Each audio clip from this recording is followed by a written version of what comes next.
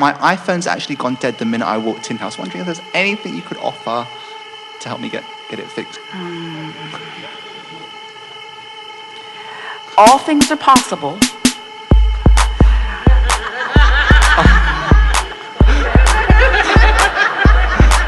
Have you reconnected it to ultimate power? Electrical current and computer. Ultimate power. Give me more. Well, right now, the condition of the iPhone is what? Dead. Dead. And is that a problem to you? Not in the biggest sense. Not in the biggest sense, but in the specific, literal sense, it's not what you'd hoped for.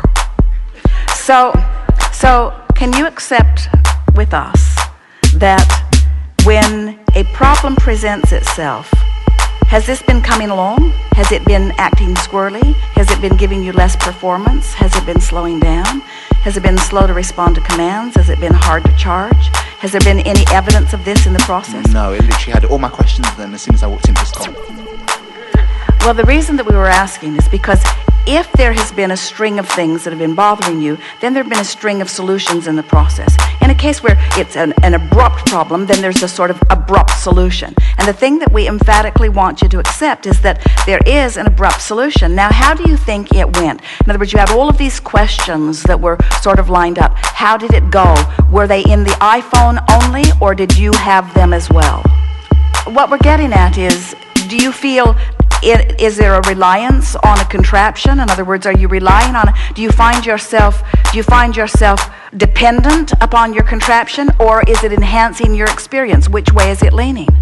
Well, everyone is appreciating these contraptions. This falls into the vibrational category that we were talking about earlier when we said when you awaken in the morning, is your vibration one of eagerness or one of worry? And you said it's more one of worry. And this sort of falls into alignment with that. It's like there are so many moving parts, and there's so much information, and there's so much that I want to get right, and there's so much that I want to contain, and there's so many things that I want to hook into. And in this highly technological world where there are so many fingers and so many pies, where there's so much opportunity to interact in so many ways, it's sort of easy for you to get off balance. And we think your iPhone sort of shutting down on you amplifies for you something that you're really feeling. And the question we asked you earlier about when you wake up in the morning, what's the emotion that you feel most predominantly? When your iPhone shuts down, what is the emotion that comes forth in response to that? Is it one of worry?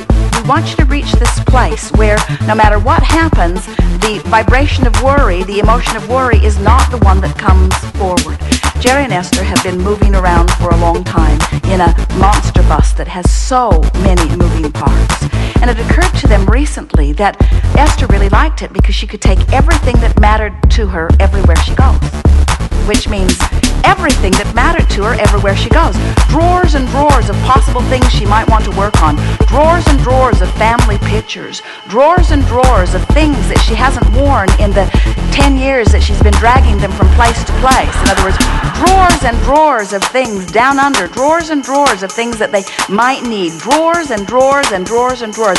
Hundreds of thousands of things. 85,000 pounds of stuff that they're dragging from place to place. And then one day they were going down a road and the sign said, if you weigh more than, take this detour. Well, they weighed way more than. So they took a 100-mile detour out of the way. And it made them think, maybe we're carrying more with us everywhere we go than is really a practical thing. And that's really the thing that we're getting at with you. In other words, we think that technology is a wonderful thing. And we want it to enhance your experience, and it will. And we think that you are utilizing it in a magnificent way. But it represents to you the same thing that worry does. In other words, you see, who you are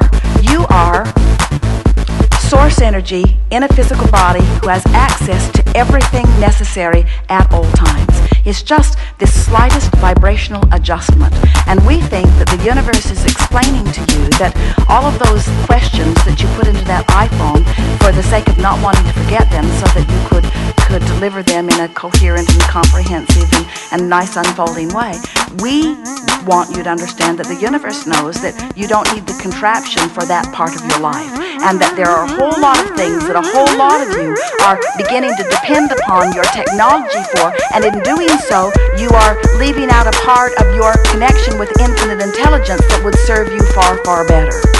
That's what that is all about. We expect your iPhone to completely revive itself, and we expect the two of you to continue to have the blissful relationship that you have. We do.